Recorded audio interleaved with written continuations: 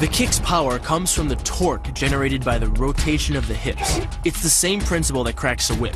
Turning the hips just a few degrees forces the foot to travel a much greater distance and creates a lot of speed as it does. The longer the leg and quicker the rotation, the faster the kick. And unlike karate, Muay Thai fighters are also taught to strike with the hard bone of the shin. A Muay Thai kick can generate roughly the same force as a baseball bat, enough to crack a rib or a leg. Basically, it works like a point of a knife. All the force is magnified by being concentrated in a small, hard area. Even if the elbow doesn't deliver a knockout, it will almost always leave a nasty cut and often end the fight. It's not the arms, but the legs that drive our fists. Like a piston, the explosive power of the legs is capable of generating hundreds of pounds of force, all to a very vulnerable area, the soft underside of the opponent's jaw. Like the Hanuman move, the flying knee relies on the explosive power of the legs. But rather than spread the power of our blow over two fists, it concentrates it into the spear point of the knee and combines it with the force of gravity. It's the equivalent of hitting our opponent in the chest with a sledgehammer. The hyperextension of the elbow, created by pulling back on the locked arm, virtually ensures that he will be taken down. The knee strike to the wrist dislodges the knife and further loads the elbow and shoulder. The technique can easily result in damage to the elbow joint, the tendons of the rotator cuff, or even a broken arm. The key to this move is turning your opponent's lower arm into a lever. By grabbing his arm during the initial attack, you set up the lever such that direct loading to his elbow joint is achieved. Once the elbow is locked and loaded, you can pull a much heavier opponent off balance by simply lowering your center of weight. With practice, the ninja can hit his intended target from distances as great as 45 feet.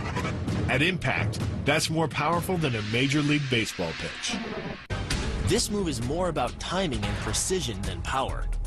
Instead of hacking through the limb, the first strike imparts an injury just a few inches below the elbow. The sword's razor-sharp blade easily slices through the soft tissue of the attacker's arm. This opens up his defense and provides the ninja a clean opportunity to deliver the kill stroke, a powerful shot to the top of his head. The move works by using your opponent's own body weight against him.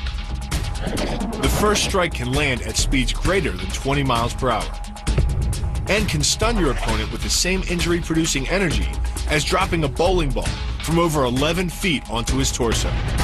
By using his arm as a lever in conjunction with the leg sweep, you drive your opponent to the ground. Once he is on the ground, you follow up with a devastating strike to his face. The secret to the move is wrist control. By rotating your opponent's wrist to the maximum extent of its range of motion, the bones of the wrist lock against the bones of the forearm and make it impossible to bring the strong muscles of the upper arm to bear. Then, you can pull your opponent off balance and into a potent knee strike. The combined force of the knee strike and your opponent's forward momentum can be as much as 2,000 pounds, enough to dent sheet metal. The effectiveness of the Pola Kaimao lies not in raw power, but in speed. By relying on your triceps to snap the strikes forward over the elbow, 3 blows can hit in 7/10 of a second. The final impact of the strike to your opponent's face can deliver as much as 175 watts of power, more than enough power to stun him or crush the cartilage of his nose. You then add insult to injury, firing one last shot into one of the most sensitive regions of the body, the groin. Pulling off the move relies on 2 factors. The first is to combine the block and the strike into a single action. This reduces the time your opponent has to respond to just 1/10 of a second. But the real focus is to aim your strike at the throat. Because as little as 76 pounds of force can collapse the larynx, the strike doesn't need to deliver a lot of force to be deadly. One blow like this and the fight is over.